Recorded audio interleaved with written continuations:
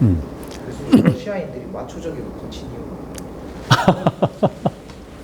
그런 게 많이 부각이 되잖아요. 술도 많이 먹고, 네. 그리고 되게 그 몸과 몸의 대화라고 할까요? 네. 그렇게 싸우고 하는 거 잘하는 거예요. 그러면 제가 지금도 생각하는데요. 러시아인들은 원래 루스입니다. 루스는 기본이 바이킹의 일파거든요. 그들이 내려와서 보통 우리가 알고 있는 드네프르 강이라든가 이런 지역에서 살고 있었는데, 즉 더 흑해 위쪽의 지역이죠.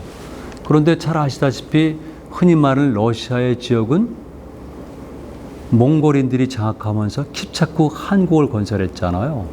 그러니까 원래 있었던 투르크 계통의 사람들도 있고, 그 다음에 징기스칸으로 대표되지만 몽골인들이 힘을 합쳐서 만든 것이 킵차크 한국이에요. 근데 그들이 240년 동안 이쪽을 지배했는데, 결국 모스크바 공고를 중심으로 해가지고 그들이 말하면 독립전쟁, 광복전쟁 이런 표현이 가능할지 모르겠지만, 그러면서 결국은 킵차크 한국을 쓰러뜨리고 시비릭 한국도 쓰러뜨리고 주변의 한국들을 점점 접수해가면서, 그리고 동쪽으로 진행하다 보니까 지금의 러시아, 그 소련이 된 거거든요. 그들은 기본적으로 추운 지방에 사는 사람들이니까 당연히 덩치가 크고, 그 다음에 술을 마실 수밖에 없고 좀 거친 면이 있죠. 왜냐하면 우리가 알고 있는 것처럼 그들은 유목민족일 수도 있고, 원래 살던 사람들은 해양민이고, 또 한편에서 그들은 숲을 달리는 사냥꾼들이거든요. 기본적으로 그렇습니다. 거기다가 잘 아시겠지만 이들이 동쪽으로 쭉 오게 되면서 시베리아의 삼림지대라든가 강을 통과해서 오잖아요. 그리고 그들이 살았던 지역은 엄청나게 추운 지역입니다. 그렇다면 상황은 뻔한 거죠. 원래 기질상으로 그런 면이 있는 데다가 그들이 살았고 계속 동진해 왔던, 즉 중앙 시베리아를 거쳐가지고 북동 시베리아까지 왔을 때 이 사람들이 가질 수밖에 없는 성격은 당연하잖아요. 덩치도 크고 많이 먹어야 되고, 추위를 견디기 위해서는 몸에 기름이 많이 넣어야 되니까 비만증도 있고, 추위를 이기기 위해서는 당연히 술을 많이 마셔야 되고, 그리고 또 한 가지는 그들은 사계절이 분명하지가 않고요.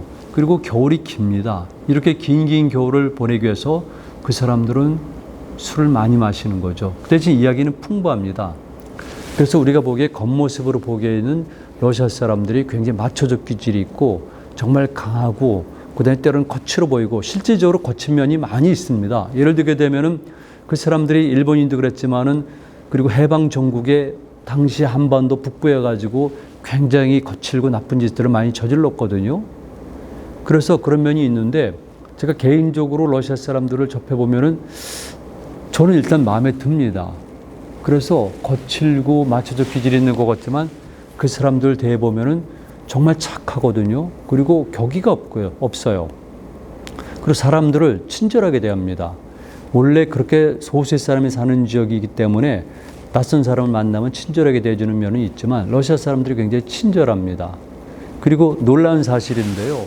정말 산더미 같은 엄청난 덩치에다가 배가 이렇게 나고 얼굴은 머리는 빡빡 깎은 무시무시하게 생긴 사람들이 예를 들게 되면은 푸시킨의 시를 읊조립니다.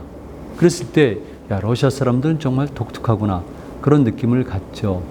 그래서 저는 러시아 사람들이 우리에게 피해를 많이 입혔고, 그다음에 또 한 가지는 6.25란 전쟁도 러시아의 그 소련의 기획작품적 성격이 강하잖아요. 그리고 여러 가지 피해를 입혔지만 그래도 러시아 사람들 자체는 좋아하고, 제가 더 좋아하는 노래들이 많이 있는데 그 중에 하나가 슬라브 여인의 작별이라는 노래예요. 워낙 좋아하기 때문에 제가 러시아에서 그 노래를 틀고 흥얼거리면 러시아 사람들이 굉장히 좋아하고, 그것 때문에 제가 특별한 료를 받은 경우 있습니다. 학생들에게 이렇게 얘기합니다. 나는 러시아 사람들과 러시아 예술을 굉장히 좋아한다. 그렇지만 러시아 소련의 정부나 체제는 싫어한다. 이게 제 입장입니다.